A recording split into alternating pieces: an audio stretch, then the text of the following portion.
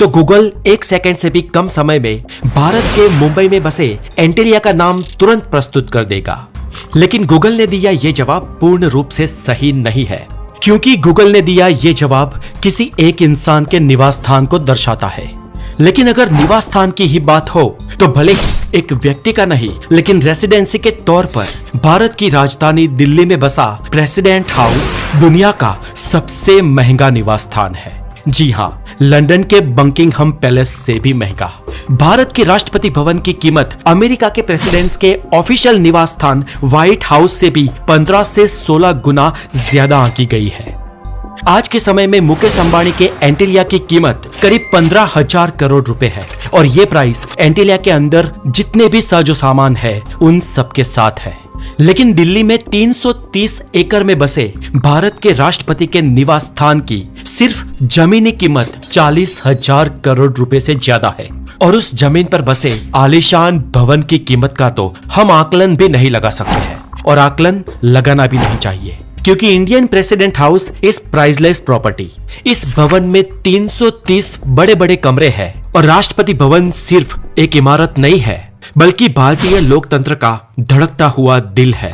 ये भारतीय इतिहास, कला, संस्कृति और उसके अनमोल खजाने को समेटे हुए है और इसकी दीवारें ऐतिहासिक फैसलों की गवाही देती है।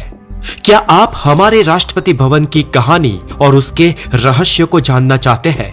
तो चलिए कदम बढ़ाते हैं हमारे राष्ट्रपति भवन के अंदर, जिसका कोना कोना आपको चौंकाएगा और गर्व से भी भर देगा। तो मैं हूं हितेश गिरी गोसाई, आप है हेल्दी और साइंटिफिक ज्ञान से भरे एक चैनल द नॉलेज पर, और अगर आप इस चैनल पर नए हैं तो इसे सब्सक्राइब जरूर कीजिए, बिकॉज इस दुनिया में नॉलेज इज एवरीथिंग। हमारा राष्ट्रपति भवन दिल्ली के केंद्र में बसा एक अलग ही नगर है, जिसमें उसकी खुद की hospital, banks, post office, tennis court, golf course, theatre, laundry और आइस फैक्ट्री जैसी सारी जरूरी चीजें वहां पर उपलब्ध है। और हमारे प्रेसिडेंट हाउस की मुख्य बिल्डिंग में कुल 340 कमरे हैं, 18 सीढ़ियां हैं और 14 एलिवेटर्स हैं, 35 गैलरी और 74 बड़े यार्ड्स हैं और सारी इमारत को जोड़ने वाला 2.5 किलोमीटर से भी ज्यादा बड़ा एक फर्श है।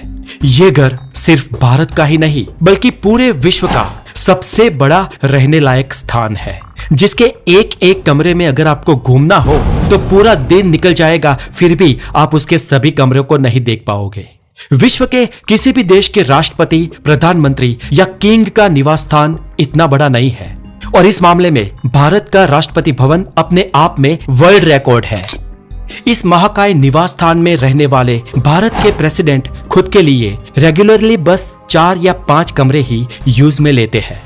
भारत देश के पहले नागरिक के तौर पर राष्ट्रपति और उनके भवन का ये रुतबा तो हमें समझ में आता है, लेकिन अगर आपके मन में ये प्रश्न उठता है कि इतने विराट कद के भवन को बनवाने की आखिर जरूरत ही क्या थी, क्या ये कुछ ज्यादा ही नहीं है?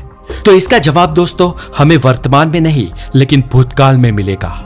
तो दोस्तों भूतकाल कुछ यूं है कि अंग्रेजों के जमाने में भारत की राजधानी कलकत्ता हुआ करती थी, लेकिन अंग्रेज भारत की राजधानी कहीं और देश के मध्य में शिफ्ट करना चाहते थे, जिससे संचालन आसानी से हो सके, और उस स्थान के लिए दिल्ली को चुना गया। अब दोस्तों आज से 100 साल से भी ज्यादा वक्त पहले उस समय कलकत्ता में भारत के सबसे अमीर लोग बसते थे, लेकिन कलकत्ता का कोई ऐतिहासिक महत्व दिल्ली जितना नहीं था, जबकि देश में दिल्ली का दबदबा उस समय कलकत्ता जितना नहीं था, लेकिन वो भारत देश के मध्य में थी और सालों पहले भारत की ऐतिहासिक राजधानी हुआ करती थी, जिसका अपना अलग ही इतिहास था। इसलिए अंग्रेजों ने दिल्ली को अपनी नई राजधानी के लिए चुना।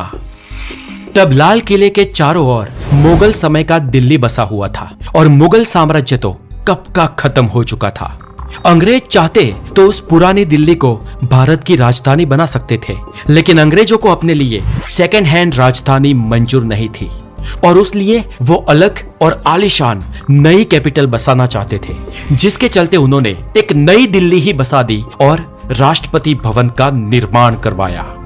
उस समय अंग्रेजों ने जब इस भवन को बनवाया तो वो वाइसरॉय के रहने के लिए था, इसलिए उसे वाइसरॉय हाउस कहा गया, जिसे आज हम राष्ट्रपति भवन कहते हैं। राष्ट्रपति भवन को बनाने का कॉन्ट्रैक्ट इंग्लैंड के मशहूर आर्किटेक्ट एडविन लुटियंस को दे दिया गया।